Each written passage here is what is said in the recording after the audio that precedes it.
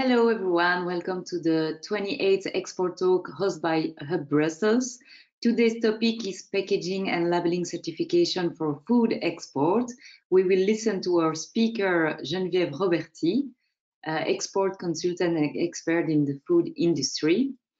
I remind you that during the presentation, the audience microphone and cameras are switched off.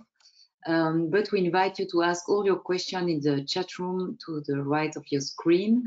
We will do a quick answer and question at the end of the presentation. So don't hesitate to ask all your questions, and I will read to Geneviève at the end. Another thing, before starting, we will do a quick survey. So I have just 3 questions for you. You can directly interact. Do you already export? I will send the survey, the poll, so you have a screen where you can participate directly on your screen. The audience, can you click, do you already export? Yes or no? I let a few seconds to answers.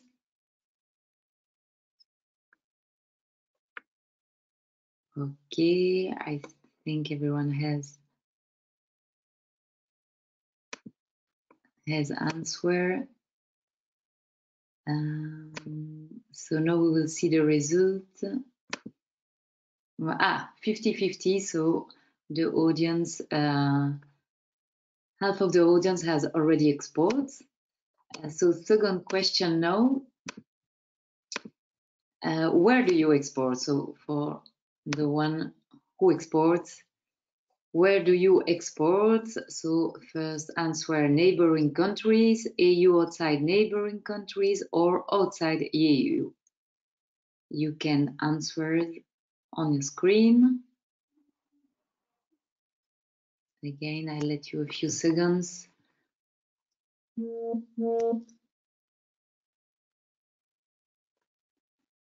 So where do you export? Neighboring countries, EU outside neighboring countries, or outside EU. So we will see now the results.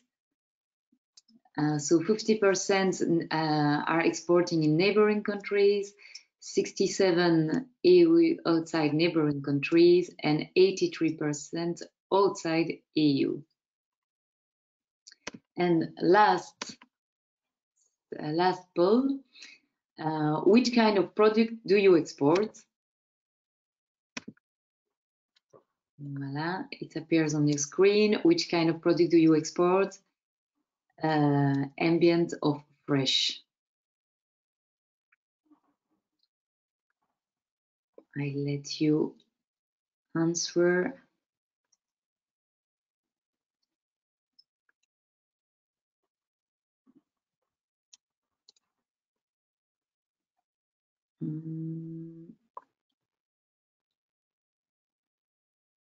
Okay, I see there are still people voting. Okay, let's see the results. Okay, so 67% have answered ambient and 33% frozen. Thank you for your participation. Now I will close this and I will let Geneviève speak and do her presentation. Geneviève? Yeah. So good afternoon, everyone. My name is Geneviève Roberti-Lintermans, and I'm acting as export manager for some Brussels companies and also sourcing manager for international companies based in USA and in Asia. So I will make a presentation not only about packaging and labeling, but also about the whole process of the export. And this is a summary of a guide to the exporter that I've been preparing for Hub Brussels. So let's go to the first slide.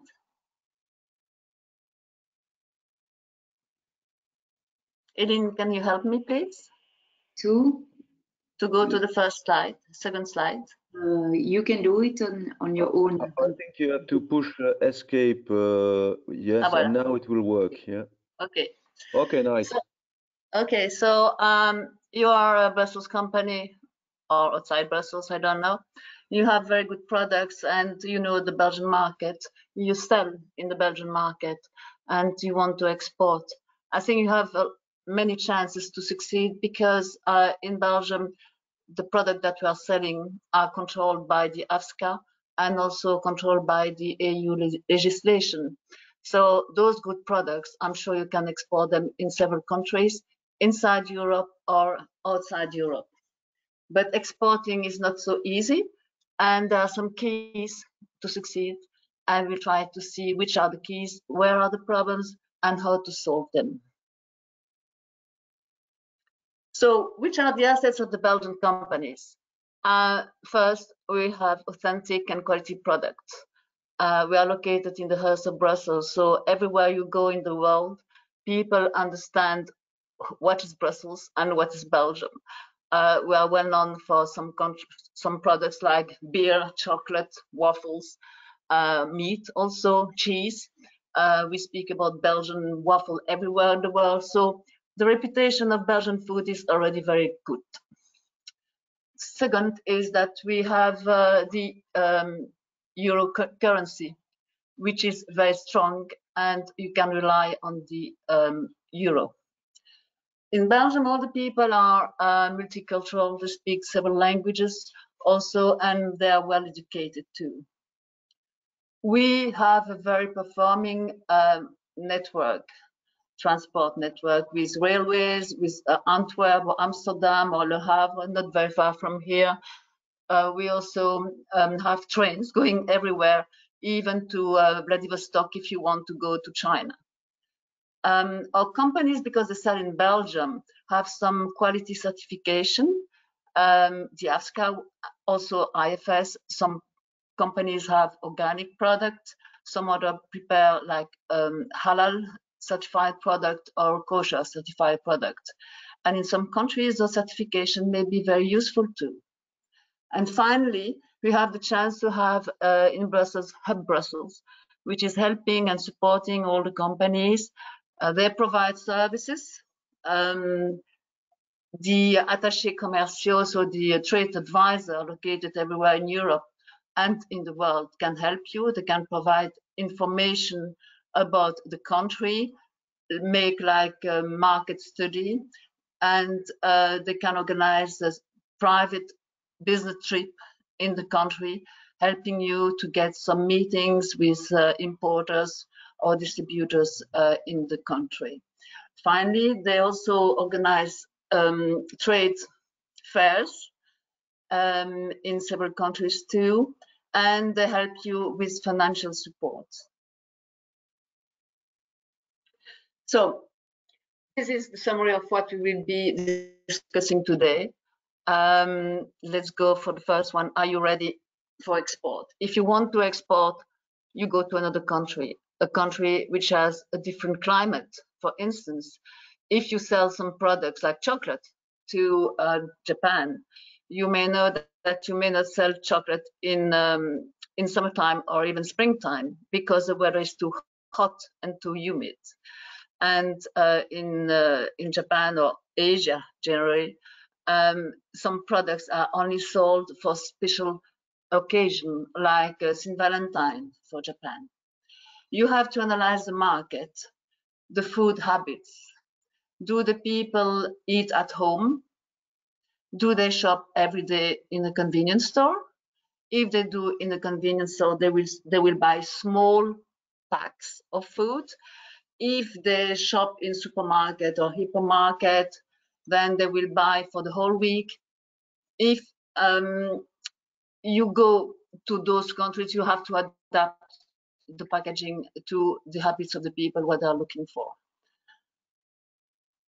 If you export, you also have to rely on your team. It will be a new adventure for your people. They will have to be adapted to the demand of the other country. And for some countries, it can be quite hard because it's another language, because the standards are different, the packaging is different, the labeling is different, and the culture is very different. So also, if you export, you have to know that it can cost some money, because of all those changes, you will have to invest in packaging, translate your brochure in several languages, perhaps hire an export manager which is able to speak different languages, and you will have to pay for the traveling of the export manager when he goes and meets your clients or prospect in other countries.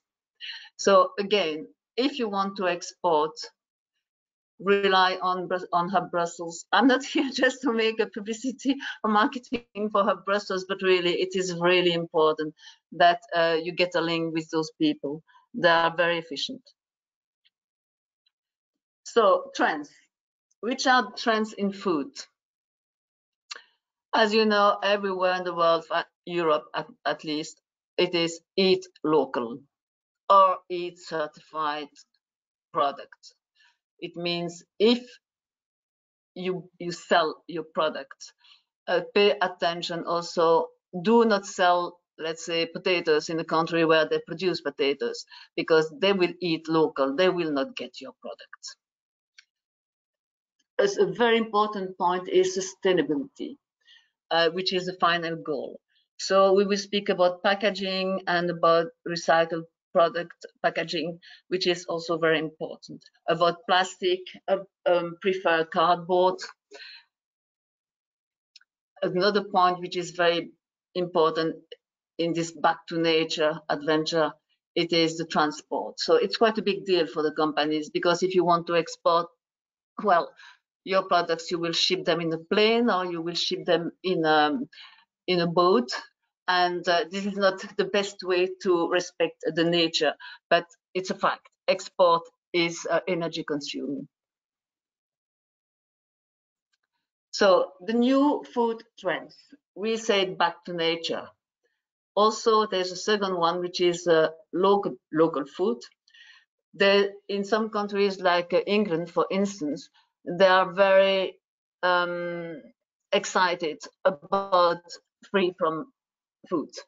And you must know that England is leading the food culture. 20 years ago, I was working with a waffle company, and they were greasing the irons with pork fat, the sandou in French. And the English came and they said, no, sorry, we don't want any pork fat, animal fat as a grease. So we changed into another oil of. A few months later, the Belgian supermarket came back to us saying, okay, we don't want pork, but we were already ready, because we changed in the past, a few months ago, we had changed from pork fat, the British saying no animal fat at all, not even fish. Okay, we changed into the vegetable oil. Supermarket in Belgium came back to us also after saying but we were already using vegetable fat. The British came, hydrogenated fat, please. So after that, it was palm, and we were to go. And for some companies in the UK, have to use oil with no palm. So this British market is very important and is a leading. So always check what they're doing. It can be in advance and be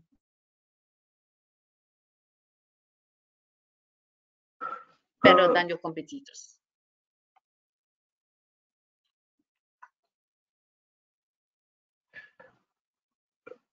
Geneviève, I think we have an issue with your microphone. Sorry, there was.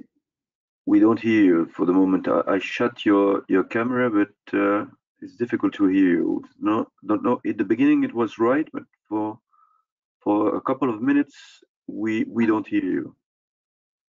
Did you change something? Oh, sorry. No, they just said that the network was not good and I had to shut down the camera, which I did. Yeah, but now it works perfectly. Okay, I'm so sorry. I hope it will. I will go on this way. So maybe rewind to the previous slide. Are Which you one? ready? That is something. The trend, nature, return to nature, sustainability. You had it, and now maybe take up with the next slide. Yeah, this one, trends and SEDEX. You didn't spoke about SEDEX or CEDEX. Okay. Okay. Okay, sorry about that. No problem. Sorry for the audience. So the new trends in food are, as you know, local foods, by fruits and vegetables and meat and cheese produced in your country, not far from you. In the supermarket, you can see also that there are some shelves on which you can find only local foods. So maximum 50 kilometers from the supermarket. Another one which is very important is the new free from gluten, free from sugar, vegetarian, and also the vegan. If you want to be in advance and compared to your competitors, look to the British market. The British market is really innovating and improving the food. A few years ago in the waffle company, we were greasing the irons with pork fat. The British came and they said, sorry, we don't want any pork fat as a grease. So we changed into vegetable fat. A few months after, supermarkets in Belgium said, do you use pork fat? Because we don't want it. And we said, no, sorry, no, we use already vegetable fat. Perfect. So we were able to sell our waffle. And the competitors could not because they were using pork fat. And they had to take time to change, but we won some market thanks to that. After that, the British came saying, we don't want hydrogenated fat. We did it. And again, we were in advance compared to the competitors. After that, they said, okay, we don't want any palm oil which is not segregated. We did it also. So look to the British market. They are leading for many, many food trends, as free from, as vegetarian, as vegan. The UK is also in advance for quality control. You know perhaps about BRC and the audits they conduct in the factories. If you get your BRC certification, well, it's the first step to enter in the British market. They also created a new certification, which is about health and security and the environment protection, which is SEDEX. I will explain a little bit more after. SEDEX is not about products, it's about how you manage your company, what is the security, and how you respect the people working for you and the environment.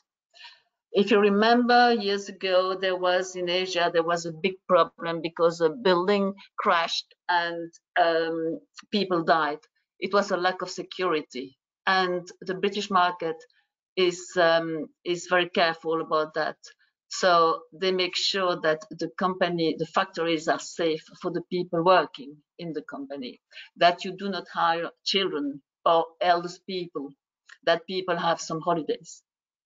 Also, they are very, very, they pay attention to animal welfare. And they certified the animal they use as meat.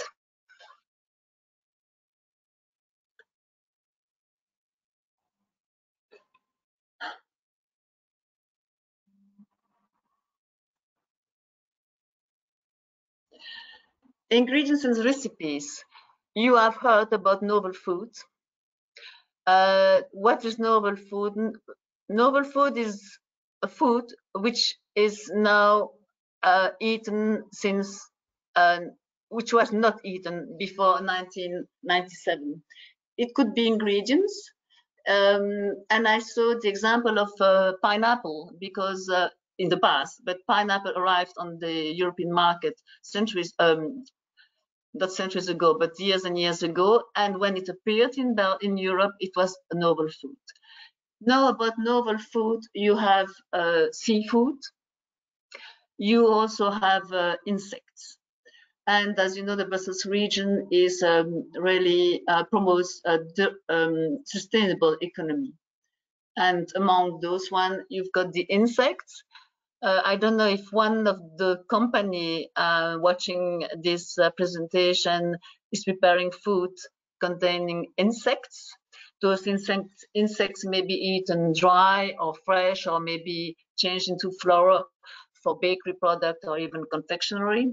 There are 5 insects which are allowed in Europe.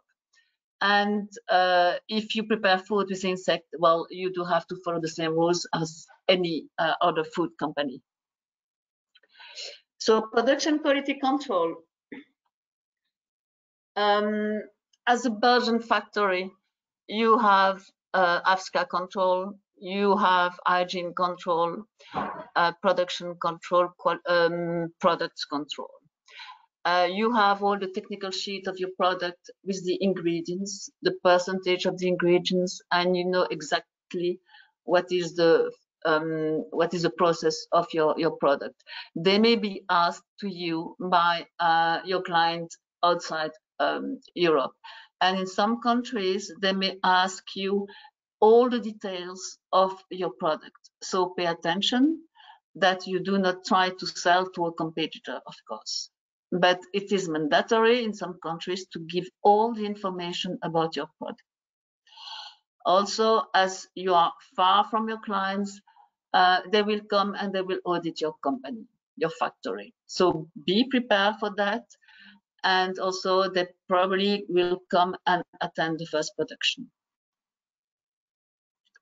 So which are the certification you might be asked to give? The first one is AFSCA, which is based on the HACCP check controls points. The second one is the BRC and IFS. They are quite the same, and you may get a common audit for both of them. BRC is required in England, so it's the first step in England if you want to enter the British market and the retailers. The BRC is very important.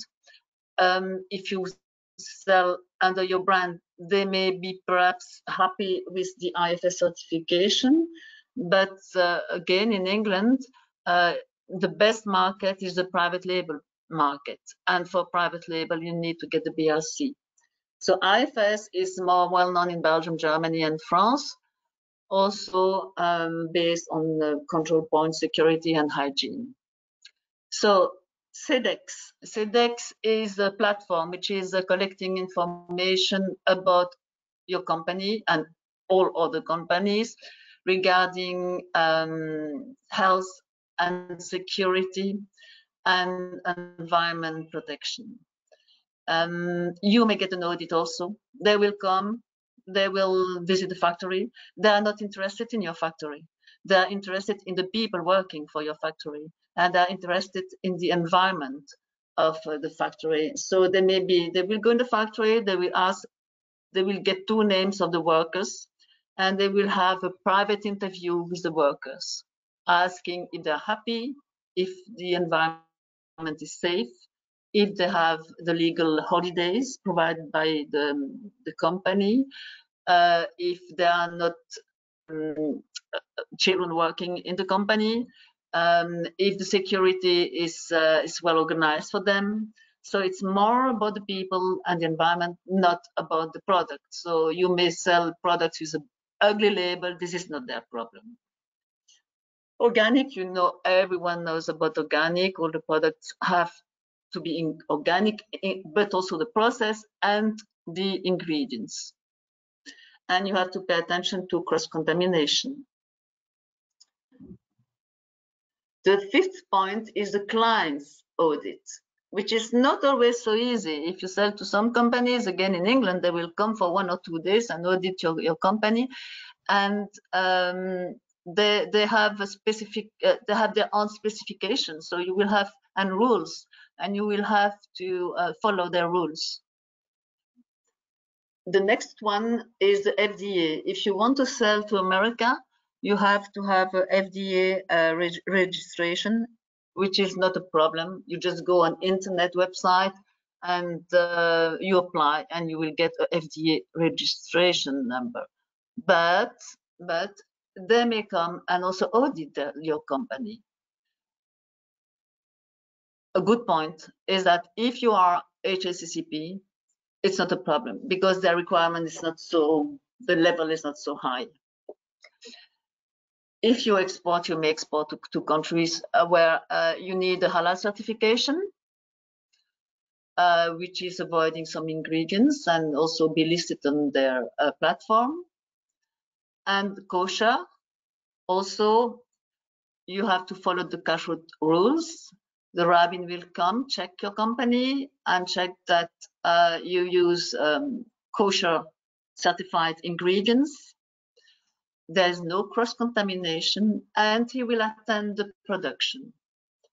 Usually in the countries, if you are kosher certified, well, you may sell even in some countries requiring halal certification because the kosher level is more difficult to get than the halal. Packaging and logistic. So if you sell outside Europe, you will have to think about your packaging. If you want to sell a Belgian product, you will make sure that the customers understand this is a Belgian product, and you will put the Belgian flag. The marketing will be based on the Belgian origin of the product. And so also the customer will understand why they pay more for your waffle produced in Belgium than the waffle they can get in America or in another country. So if you promote the Belgian side of your product, you can sell them at a higher price, and you will get some markets. In any country, your product have to be ready and have to be perfect. If you sell to Carrefour in Belgium and the product is not perfect, well, it's not good, but you can get your product very easily. I know a company which has been selling wine in Japan, but the labels were not straight, and the container was had to go back to Italy, and they had to change the labels, and it cost a lot, as you know. You have to check the shelf life of your product. I see that among you sell frozen or you sell dry products. Dry products have, ambient products, if they are dry, have a long shelf life. It should not be a problem. But perhaps think about this, extending the shelf life. Normally people request, outside Europe, they request minimum 1 year shelf life. Even in Russia, they prefer to get 15 months shelf life. Also pay attention to the climate of the country. If you sell to hot countries, the shelf life of the product may be reduced, especially for bakery products, because you will get some humidity going into the packaging. So in Asia, you can find very often some small oxygen absorber in the packs. And thanks to that, you can get a very long shelf life of your product. Also, you have to adapt the printing on your packaging. In some countries, it will be DD month, year, or it can be changed. So pay attention, because the 11th of June is not the 6th of November. So be very careful. In America, the nutritional panel may change also. They have another way to print the nutritional panels. So for the packaging, the labels are very important, and you will rely on your importer, who will give you only information concerning the labeling, how to print, what to print. You have to print the best before date, but in some countries also the production date. You will get this nutritional panel. You will print the importer's details, his name and address. Concerning sustainability of the packaging and also the environment, I've seen yesterday, I received an email from a company, and they propose some new concept for transport. So instead of getting dry ice in a carton or in a box in order to keep your product fresh, so they have some product which is filled here, which are totally sustainable, filled with wool, which is a very good barrier for temperature, and also with a jeans which is mixed, and it is preventing from moisture also.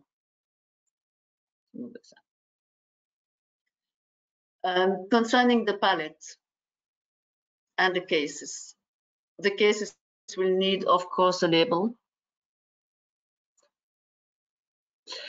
and you will have perhaps to change the case you use, because if you sell outside Europe, they will travel in a truck or in a container or by plane, and they will be shaped, and you need to get cartons and cases which are not too fragile. They have to be very strong.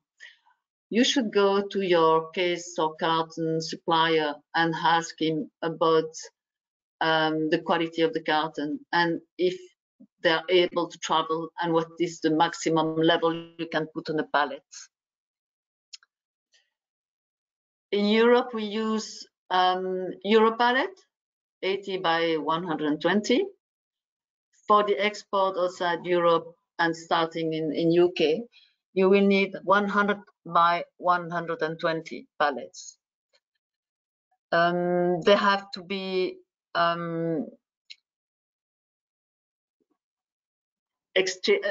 they may not be exchangeable, because it is not easy to get a pallet back if you sell and send products to UK or overseas. In US, some companies like Costco, they ask for specific pallets which fit more their clock. The traditional 100 by 120 European pallet may not work with their clock or trans pallets. You need, of course, fumigated pallets.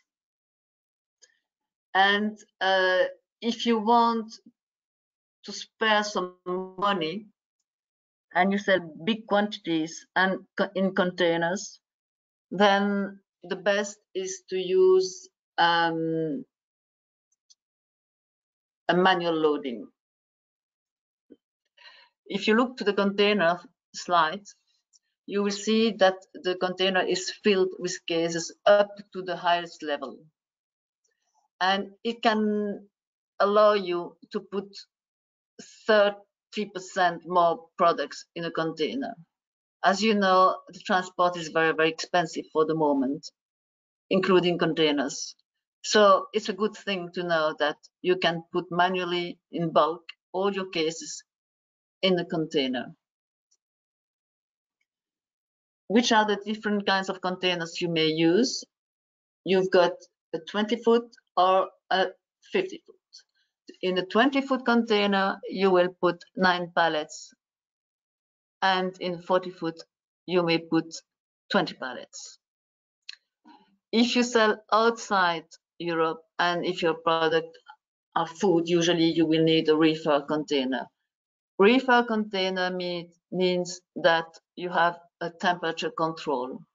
So it might go from -20 degrees up to 20 degrees if you need 20 degrees. But the temperature will be stable with in a reefer container. And it will avoid any problem with your products. I remember the first time I sent a container, it was waffle in America. We produced them and we loaded the container on pallets. And it was in August. And 2 weeks after, I received a phone call from the client. And it was horrible because when the products arrived in America, they were green because of moisture. So really, it was a bad experience. So he was furious and he told me, did you send me waffles produced 2 years ago? I said, no, we just produced them. Here's the production sheet, you can see it. In fact, the products were loaded in a dry container and the container was put on the top of the boat. And the container is made with metal and the sun was shining, it was in August. So all the products inside suffered from the humidity and the moisture. And he just had to throw away all the waffles. Hopefully for us, I was selling ex-works. So he was in charge of the transport. It was his duty, his responsibility. But I never saw that guy again. I think he lost a lot of money because of that. In a container, you may add, and you have to add 2 tools. The first one is a temperature controller, a logger. You put it in the container and it will record the temperature from the first day up to the day that your client is opening the container. So if there's any problem during the transport, like no more electricity, so the freezing system is broken and your products are damaged, it will be the responsibility of the freight company. It is not yours, because you may show that the first day when you loaded the products in the container, they were frozen because you have your own temperature record in your factory. The container was frozen, but there was a problem during the transport. So it is very important to have this logger in your container for food, especially. The second one, which is mandatory, is to have the C-ball. And the C-ball will close hermetically the container. So you have to buy a stock of C-ball, or you can ask perhaps your freight company. Usually the drivers, when they come and load your products, they have C-ball. But it is better always to get your own C-ball. You close your container, the container goes to the custom office, they broke the C-ball, the custom officer inspects the container, and after they will put another one, the final one. And this logger, this C-ball number will be added on all the export documents. And the same C-ball will be on the container arriving at destination.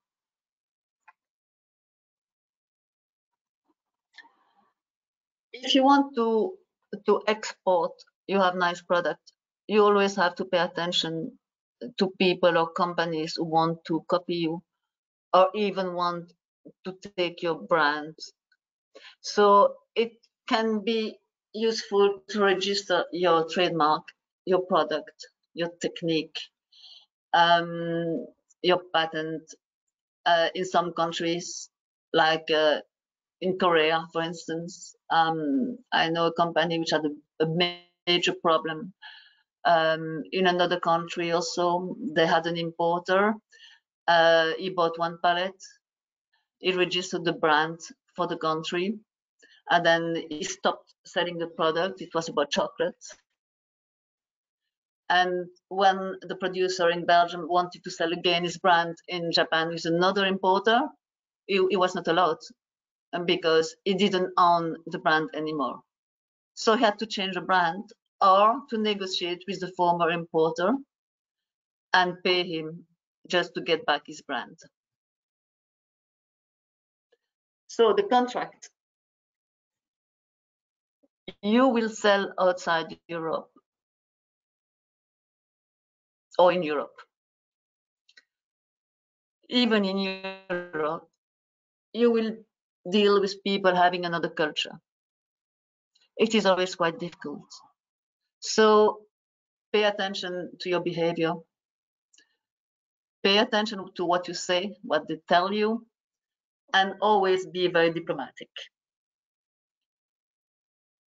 Be careful before making any commitment. Pay attention to your body language, your client body language, and try to understand if this is a fair person or not a fair person. Always, also, when you speak, there are different kinds of languages. The body language, of course, but also the way to speak. In America, you will say, you never met anyone, a person, and you will say, hey, Mark. In Japan, you will say, Takemoto-san. And in another country, you will say, dear Mr. Dupont. So pay attention to this, the polite sentences you will use when speaking with people, because they could be frustrated if you do not behave well. And don't forget, you want to sell. So you have to make the effort. Your customer will not adapt itself to you. You have to adapt yourself to him because you want to sell in his country. And anyway, after, your product will be adapted to his country. If you want to sell in another country, my best advice is always to have an importer. You can avoid it if you sell to a major chain. You sell to Carrefour Belgique, and you want to sell to Carrefour in Poland, for instance. This is not a major problem. You can sell directly. But if not, the best is to have an importer. Why? But because he knows the market. If he is imported, perhaps does he sell products which are close to yours? Not the same, of course, but close to yours. So he knows the market, he knows the competitors, and he knows also the local food habits. Knowing that, he will advise you to how to pack the product. Do you need to have a label which is red, because in that country, like in China, they like red and gold? Or would they say, no, you need to have a packaging and a label which looks very natural, because in my country, like in Scandinavia, we like natural products. Your importer also will buy and advise you in euros. So you do not have any problem with the currency fluctuation. He will choose the best channels, and he will set the price of your product. So I know some products which are sold in Belgium for 2 euros and in other countries 5 euros. The same product. Even in Europe, it is in Russia for that one. Why? Because a common product in Belgium may be very high level or premium in another country. So it won't be sold in all the shelves in the supermarket, but in some delicatessen shops only. The importer will have to pay the transport. He will have to pay the taxes, the imported taxes. He will have to store the product. He will have to negotiate with his client, and he will have to sell and get his own benefit. So don't worry if you see some products are sold at a very high price in another country.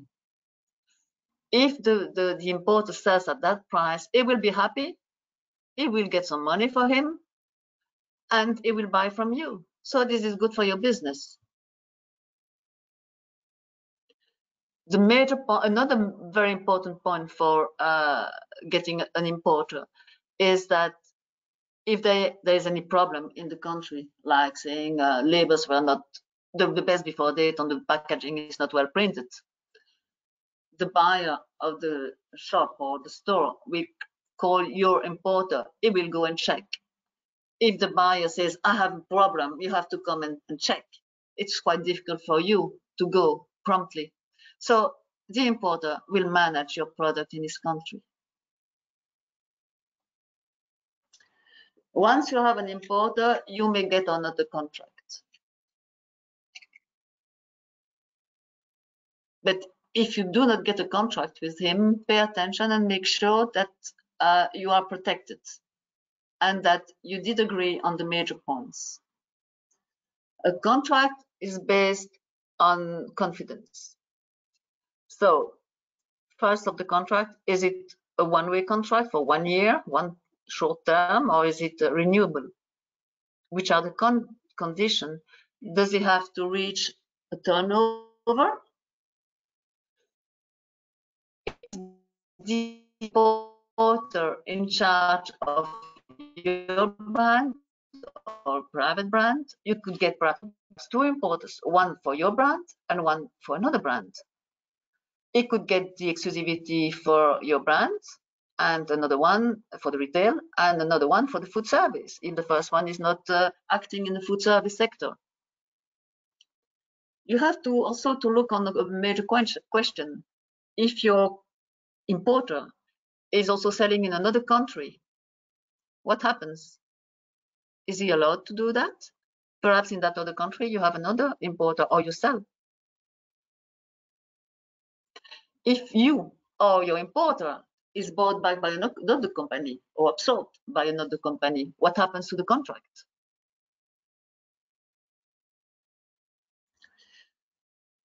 Big point, which is the fuel of your company is money.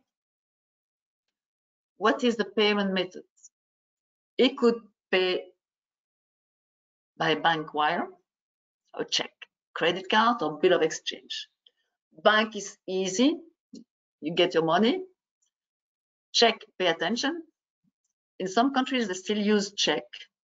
You have to make sure that it's a bank check and not the private company's check. Credit card is more for internet sales, online sales. The bill of exchange used to be quite common in the past for Asia or even for America, but now less and less because it's a heavy administration for you, and there is a cost. But if you choose to go for a bill of exchange or letter of credit, make sure that it is irrevocable and confirmed by your bank. If not, never accept any letter of credit, never. On your contract also, you will add the prices of your product and the currency. I told you that we are living in Europe and the euro currency is very strong and protects us. So if you look on the right side of your screen, you will see the fluctuation of the currencies, the yen, the dollar, and the pound. If you sell in your client's currency, I'm not sure that you will get the money you're looking for after a few months or years. So if you do that, make sure that you are covered by your bank. You do also have to agree on the terms of payment. It could be upon loading, so the day of loading or before, or they can pay X% when they send the order and the rest after. When you start in a country, always require payment before loading until you're happy with your client and sure that it will pay.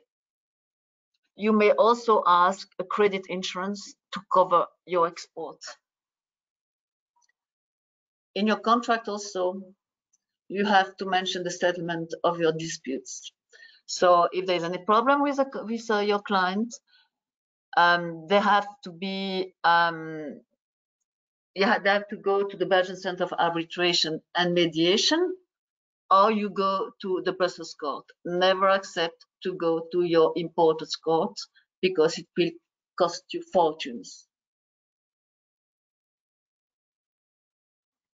So in the contract also, you have in front of your products, of the name and the definition of your product and the list of your products, you have to add the HS code.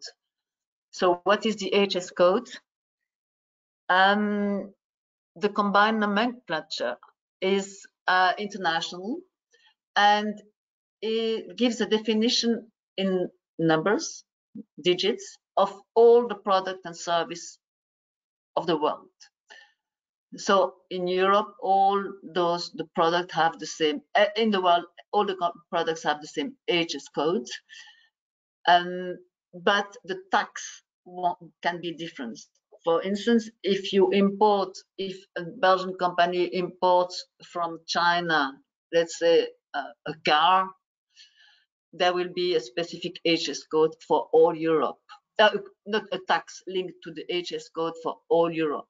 In America, the tax may be higher or lower, but the HS code will be the same. Again, if we go to this example, 1 means all the products made with wheat.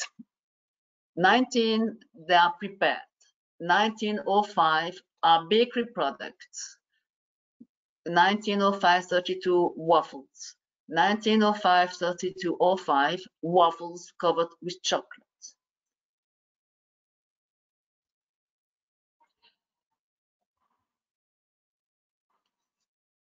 Another very, very important point on if you export, and it will be stated on your invoice, is the Incoterm. So what is the Incoterm? The Incoterm defines the right and the duties of the importer and the seller, as well as their responsibility. Again, if you sell outside Belgium, try to get ex works sales, which means that you produce and your client comes to your warehouse, he loads the product, he cares for custom clearance in Belgium if needed, he organizes and is responsible for the transport up to his own warehouse, and he will pay in his country also and care for custom duties. So those are the new 2020 HS codes. Keep this file and pay attention again. Try to sell only Ex Works. No one may know what could happen during transport. And if you have to care for the transport, well, yesterday I made an offer for a company, and I'm not very sure about that company. So I told them, okay, this is a Ex Works price. You pay before loading. We organize the transport, but it will be invoiced separately. And you pay for the transport, which is your responsibility. The only thing we do is that we organize it.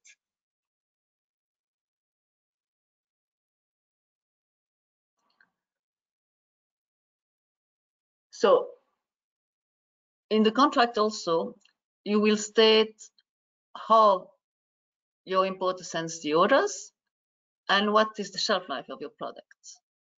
What is the minimum order? Does he want to get your brand? Yes, perhaps. If it is in Finland, do you need to put a Finnish label at the back of your product? Or does the client want to get directly your product with your brand only in Finnish? So you will have to buy new labels, print new labels. What is the minimum stock? and the client has to engage himself to take remaining stock if he stops the product, stock of labels. What is the best before date upon loading? In some countries, the importer has also a contract with the supermarket, for instance, and he has to give 80% of the shelf life to the supermarket. So if you come to your factory, it needs perhaps minimum 90% of the total shelf life of the product to make sure he's getting his 80% when the product arrives in his country. So this is a major point also. And sometimes your client will send you an order, and if you are not able to produce rapidly, then you may not have the stock. So pay attention to what kind of product the client may ask for, and if you are able to produce them in the right time. In the contract also, you will speak about logistic, about kind of pallets. If it is a one-way pallet, you will add the price to the invoice or not. What kind of transport? Does the client come with a truck or not? If it is containers, then you will get also the logger, the temperature control, you have to pay for it, and the seaboard. In some countries, you may need import license. Therefore, for Japan, for instance, if you sell some products to Japan, you send the technical sheet, the ingredients list. I remember sending chocolate to Japan, and on the top of a chocolate, there was like a ketchup, a little bit of ketchup, like a pearl, a mini pearl of a drop of ketchup. So they asked the ingredients, how is made the ketchup? Well, the supplier said, well, this is tomato, and then I put some spices. Okay, so in the chocolate, we had to make a panel with all the ingredients. So chocolate X%, ketchup drop 1% of the total weight. In this 1%, please give us the content. In this 1%, we had 99%, which was ketchup, tomato, for instance, and the spices, 1% of the 1%. Which spices?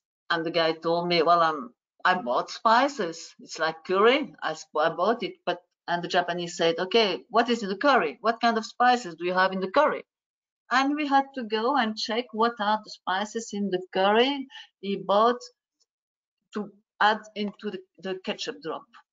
So, and if we did not give all the information to the Japanese health certification body, we could not sell the product. So sometimes some countries will ask you details and details. Just answer.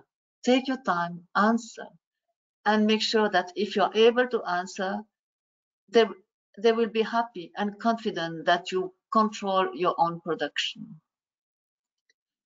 For Japan, again, they will ask you 2 kilos of each product, each. Technical sheet with the ingredients list, and they will analyze the product in a lab. And they will make sure that your ingredients list corresponds to the result of the analysis. If it does not respond, your product will be rejected because they could think that you tried to lie or you falsified your statement.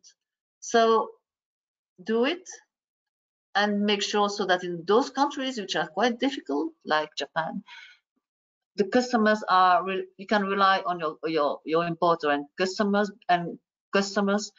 because they understand that it's quite a deal for you to respond to all those demands. And once they got you, they keep you for years. So the export document now. So you've got your client. You agreed on what kind of product, the price, logistic, etc. He sends the orders. You check about the BBD, the best before date of the product, and you're ready to export. You will need to prepare a lot of documents, but I mean, you will get used to. You just have to copy and paste after, just changing some details. So on the invoice, you have to state the invoice number and the date, your company's detail, VAT number, IRE number, economic registration and identification number you will get in Belgium.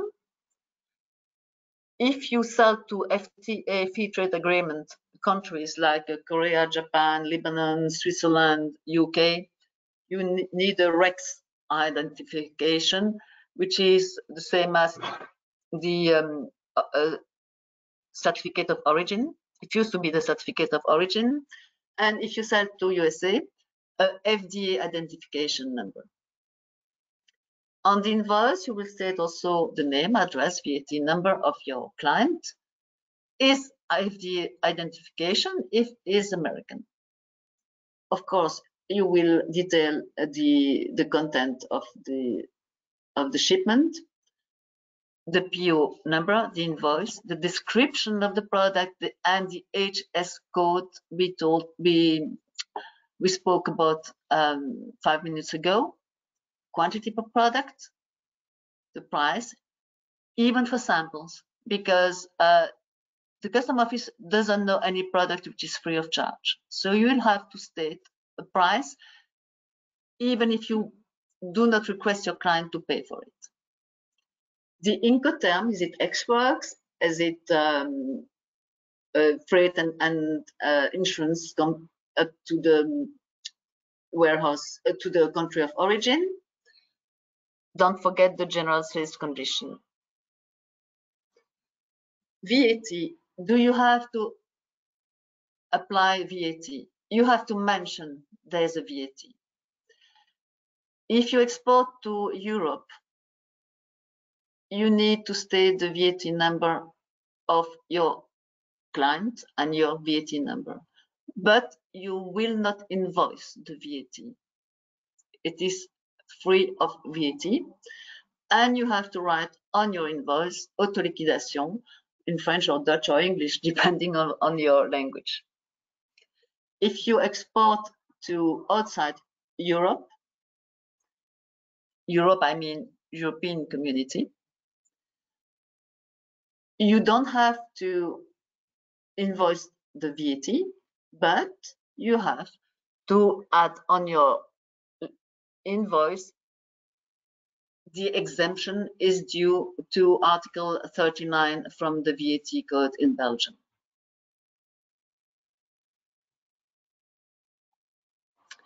Packing list. The packing list is essential also. The packing list, you will get the important information like packing list number and date, your company details, the product details.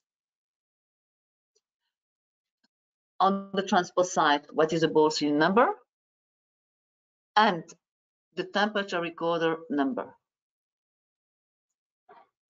And of course, your client's details. For some countries, if you load different pallets, it is better also to have a description of pallets. Supposing that you sell fruits to America, 2 pallets of apples and 2 pallets of pear, then it is better to say, okay, pallet 1 and 2 are apple and pallet 3 and 4 are pear.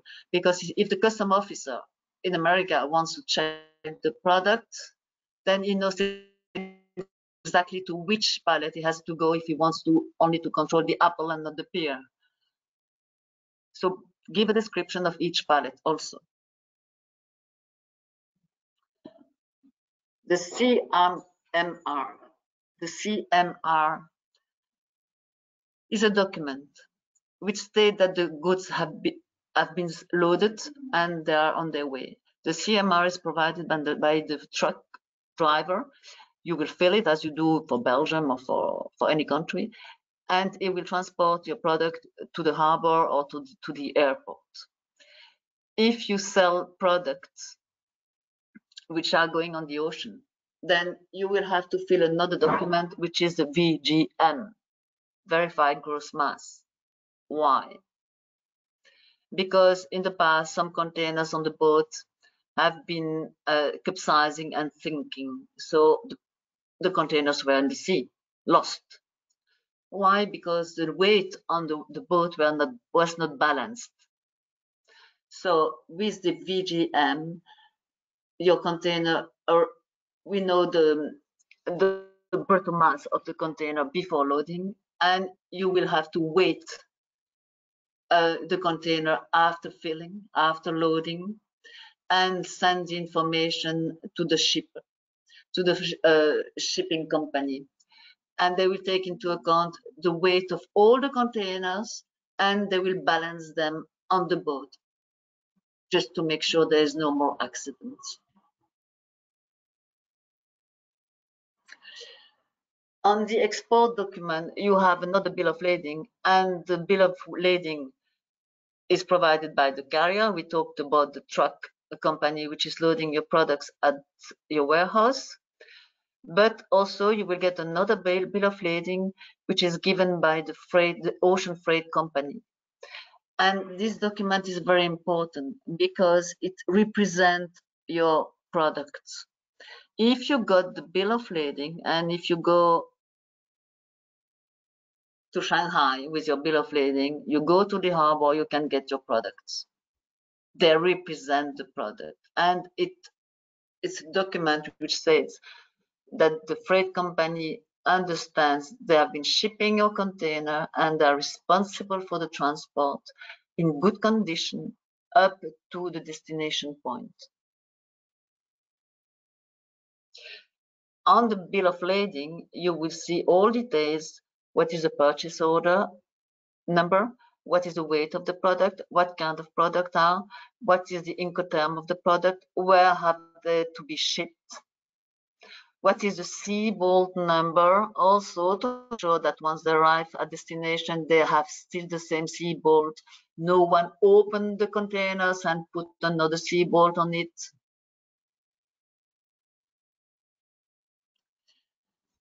Among the export documents also, there are the insurance certification. They are very important. Well, you usually have one.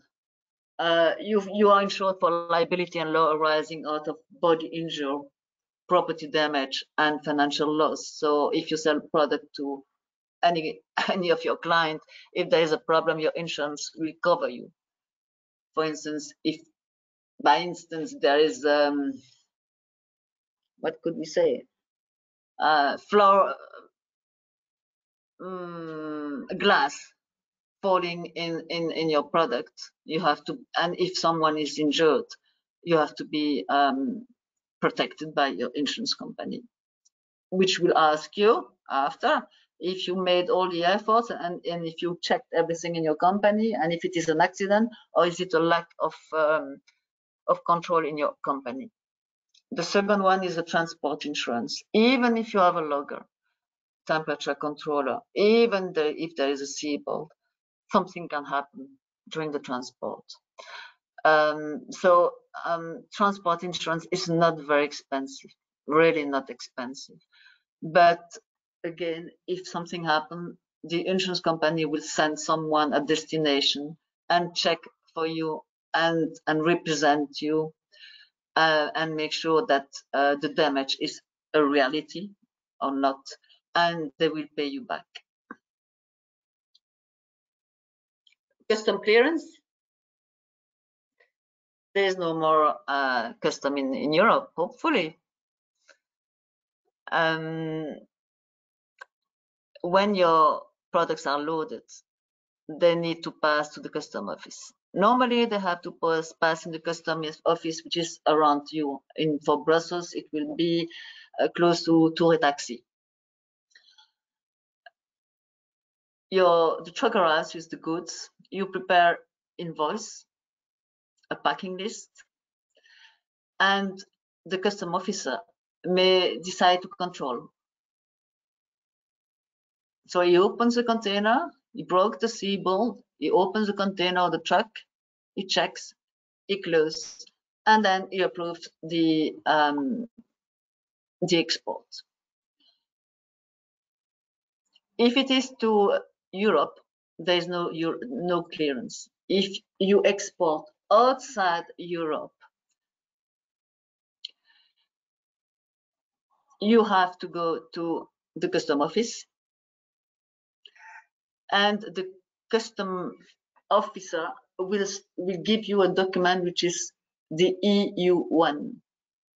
This document is very important because it shows that the product are sealed in the container, and you do not need to pay VAT because they left your company. So which are FTA zone? Which are those countries? Those countries are the one we spoke about earlier, like Japan, Korea, Lebanon, Switzerland, and UK. This free trade agreement allows your client to pay less or no tax when the product arrives in their country. It's very important, and therefore you have your REX number, which allow your clients, and this REX number is mentioned on your invoice, and it allows your clients to get the benefit of the reduced tax or no tax. If you export outside those FTA countries and European countries, then you will get from the custom office an EXA document. Again, your products are loaded in your factory. You close the container or the truck. You put a seal. The truck goes to the custom office. There's a control or not of the officer. And after the truck leaves European countries, it goes to Switzerland or it goes to Canada. When it leaves, when it gets to the border between European community and the other country, could be the border close to Switzerland or Antwerp if it is a sea transport, sea travel, the products will again be controlled by the custom office. They will stamp again the document, and stamping the document, they just confirm that your products left European Union.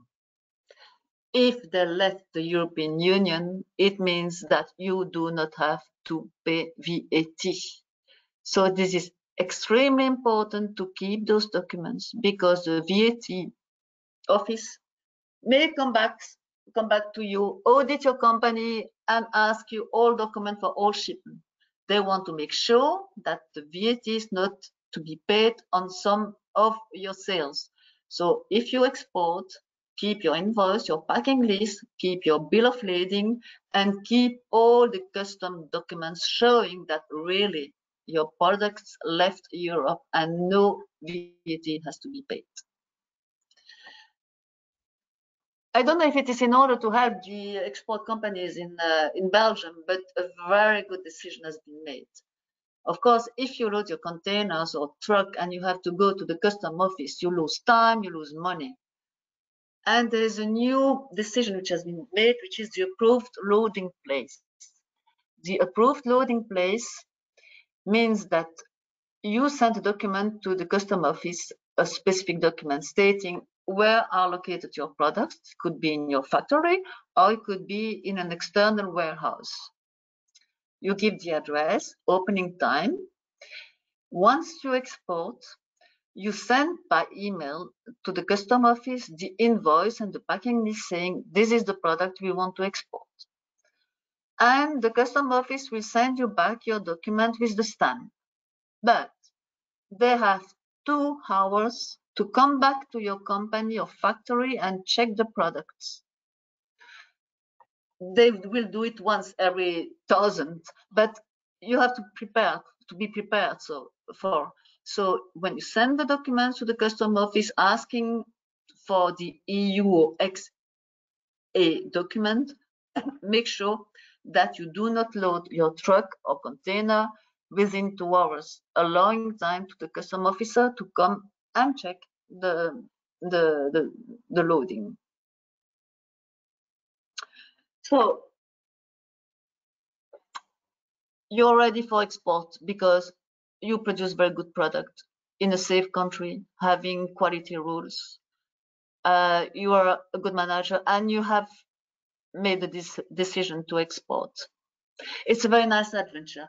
You may think, listening to what I've said, that there are many problems, but they are not so important. And really, I'm doing that for 25 years, and I'm really passionate about the export.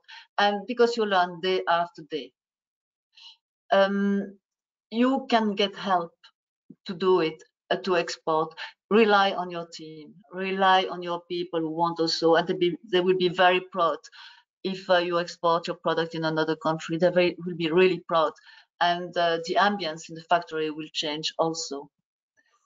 Never hesitate to contact external advisor. It could be at the administration. You can call the custom office and ask them about the export document. It can be to private consultant, or it can be mainly to Hub Brussels, because they have experts everywhere in the world. They know the rules, and if they don't know something, they can ask for and provide you the right information.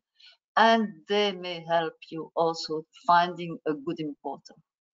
So, I mean, now you just choose where you want to go, and good luck. Thank you, Geneviève. And thank you for selling Hub Brussels support. Well, no, but it's really, I mean, it's really important to get in touch with people. So don't hesitate to contact us. We try our best to help you and to put you in contact with the right persons for your business. So indeed, I just wrote my email address in the chat because some of you have asked me if they can have the PowerPoint presentation. So don't hesitate to send me an email and I will send you the PowerPoints. And I have to tell you that an entire guide written by Geneviève will be shown on our Hub Brussels website. So with the entire details of the explanation of how to export food products. So it will be in Dutch and in French on our website in 1 month, but I can send you already more information by mail as I sent you. What else? Yes, do you, Geneviève, I have a question for you. Do you can restart your camera because we cannot see you for the moment? Partager my webcam. Yeah. Is Perfect. it? Yes, thank you. Perfect. We see you. I had just one question. What do you think about participating on fair, international fair, food fairs post-COVID? I've been attending Anuga last week, visiting Anuga. No one in the rows. Not many people, but what I've heard is that there were some visitors and people had more time to visit and to discuss and to sit and take decision. So fairs are a good point, but you have to choose. I mean, again, Hub Brussels can support you financially for the fairs, but it depends on your product. So you have to choose the right one. The major one are the Anuga in Germany and Cial in France for Europe. And you have, attending this fair, you have visitors from the whole world. More in Anuga than in Cial, but the whole world. You can go also to local fairs, but I would go to local fairs only if you do already have an importer at the start. If not, it can be quite expensive. So I think the first step is first to try to contact importers, and then after to go to local fairs. Okay, thank you. Before closing, I will let Laurent Lambert speak about what Hub Brussels can offer you in terms of fairs and what's our next program the next year. Yes, Okay. thank you, Elaine. I'll try to show my screen. Not sure you see the table with our action now. I think you see the Excel file. We see the Excel file. Yes. So, It's very small. It's very small, no? Very small. Try to have it Okay. bigger. So yeah, quite small. Sorry for. I will put bigger characters. Oh, not so easy, not so easy to see. But we organize, in fact, at least 10 fairs for the food sector every year. So by the end of this year, we will be at PLMA, private label. Geneviève, would you be also there? It has been scheduled in December this year.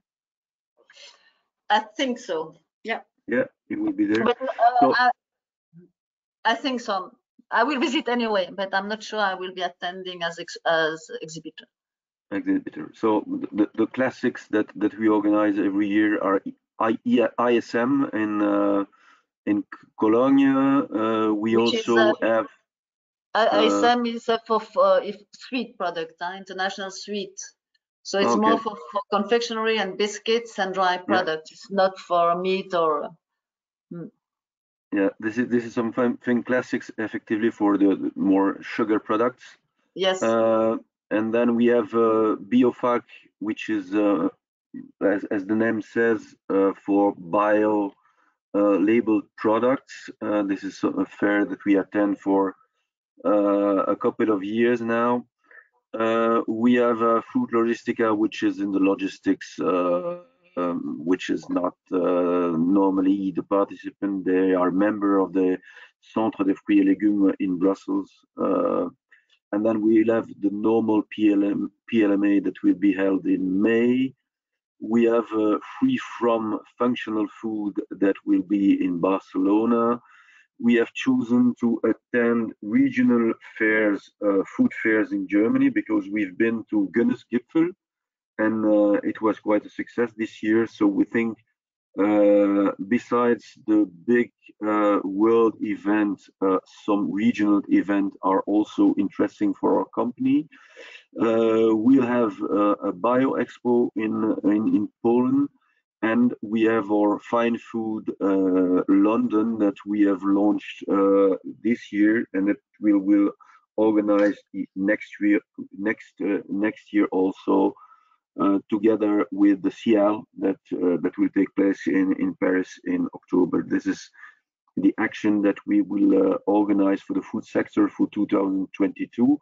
To be invited to our actions, you need to be registered to our international newsletter. So you should go on our website and check if you are registered for a newsletter to be invited. Thank you.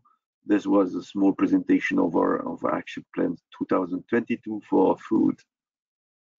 Thank you, Laurent. Thank you. Don't hesitate to subscribe to our newsletter, and you are all invited to all the events that he describes, so we can keep in touch to see when the inscriptions are open. So now it's time to close.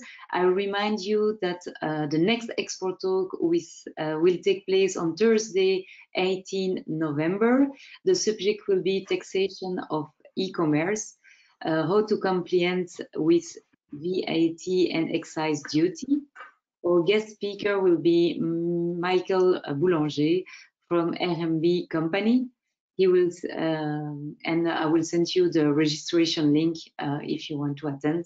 So thank you all for your attention, and see you soon. Bye. Thank you. Thank you, Geneviève. Bye-bye. Bye.